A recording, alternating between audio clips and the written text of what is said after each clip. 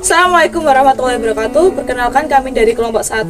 Kami membuat praktek miniatur minyak bumi.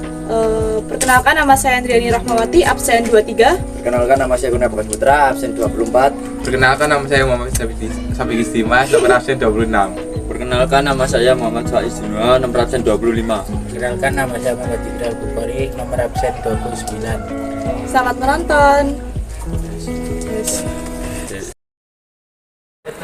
Cara umum pengelolaan minyak bumi mentah dilakukan melalui 2 tahap, yaitu desalting dan distilasi bertingkat. Desalting merupakan proses pengolahan untuk menghilangkan kotoran atau garam yang bercampur dalam minyak mentah. Dalam proses desalting, minyak mentah dicampur dengan air agar mineral-mineral yang ada di dalam minyak mentah larut. Selain itu, pada proses ini ditambahkan senyawa asam dan basa ke dalam minyak mentah untuk menghilangkan senyawa-senyawa non hidrokarbon. Destilasi bertingkat merupakan proses pemisahan komponen-komponen penyusun minyak mentah berdasarkan perbedaan titik didih. Minyak mentah dapat didestilasi karena komponen-komponen penyusunnya yang berupa senyawa hidrokarbon maupun titik didih yang berbeda-beda. LPG merupakan gas hasil pengolahan minyak bumi yang dicairkan. Komponen utama gas LPG adalah propane dan butana. Penggunaan gas ini adalah sebagai bahan bakar rumah tangga, bahan baku industri kimia, sumber gas hidrogen, dan pemanas ruangan di negara-negara bermusim hujan. B. Petroleum ether. Petroleum ether dihasilkan dari proses pengolahan minyak mentah pada suhu 30 derajat sampai 90 derajat. Petroleum ether merupakan senyawa hidrokarbon yang terdiri atas campuran metana, hexana, dan heptana. Fraksi minyak bumi mentah ini digunakan sebagai pelarut dalam industri dan recycling. C. Bensin atau gasolin. Bensin terkandung di dalam minyak bumi sebanyak 15-30%. Senyawa hidrokarbon yang menyusun bensin mempunyai atom C5-C12. Bensin digunakan sebagai bahan bakar kendaraan bermotor, bahan bakar penerbangan bermesin piston, dan umpan. B. Nafta. Nafta merupakan bagian dari fraksi minyak bumi yang digunakan untuk menghasilkan bahan baku industri seperti plastik, serat sintesis, nilon, karet sintetis, pestisida, deterjen, obat-obatan, kosmetik, pelarut, dan bahkan bahan bakar jet yang dikenal dengan JP4. Nafta dapat diolah menjadi bensin atau bahan petrokimia yang lain melalui proses cracking atau kertakan. Proses kertakan merupakan proses pemecahan molekul alkana besar menjadi molekul yang lebih sederhana. Selanjutnya E. Minyak tanah atau kerosin. Kerosin terkandung di dalam minyak bumi sebanyak 10-15%.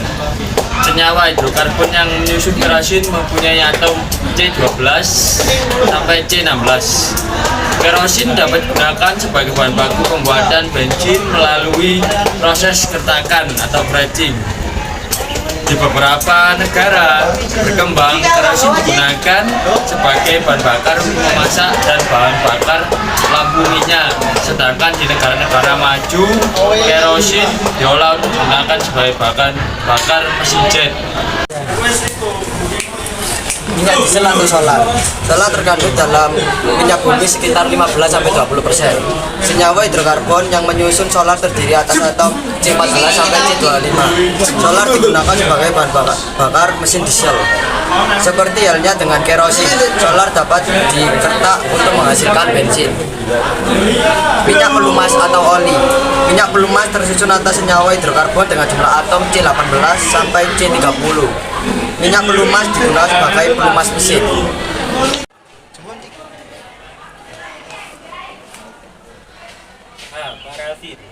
Parafin dihasilkan dari pengolahan minyak mentah pada suhu sekitar 350 Celcius atau lebih. Parafin merupakan zat padat dengan titik cair rendah, umumnya tercampur dengan oli. Parafin dipisahkan dari oli dengan cara memanaskan fraksi oli, lalu dipisahkan. Parafin digunakan sebagai bahan baku lilin, baik lilin untuk penerangan, batik maupun kosmetik. Residu. Residu terkandung dalam minyak bumi sebanyak 40-50%. Residu dapat digunakan untuk membuat minyak gosok dan lilin. Keduanya mempunyai kandungan jumlah atom C26 sampai C28. Untuk memperoleh minyak gosok dan lilin dari residu, hidrokarbon dalam residu harus didistilasi atau disuling. Lilin dipisahkan dari minyak gosok dengan ekstraksi pelarut. Proses selanjutnya setelah distilasi bertingkat adalah proses treating, yaitu proses penghilangan tergabung fraksi minyak bumi. Proses treating terdiri atas beberapa tahap, yaitu copper sweeting, agitreatment, dan desulfuring.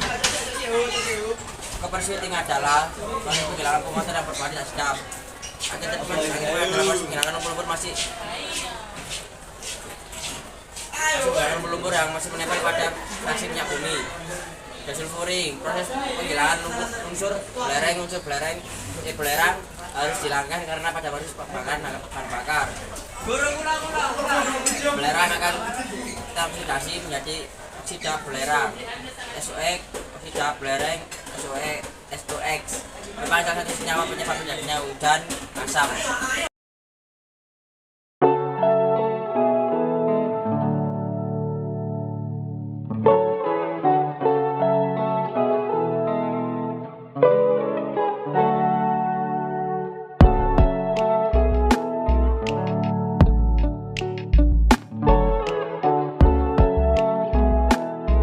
Tahap selanjutnya kita memotong paralon sesuai dengan ukurannya. Kalau kita pakai sekitar 18 cm.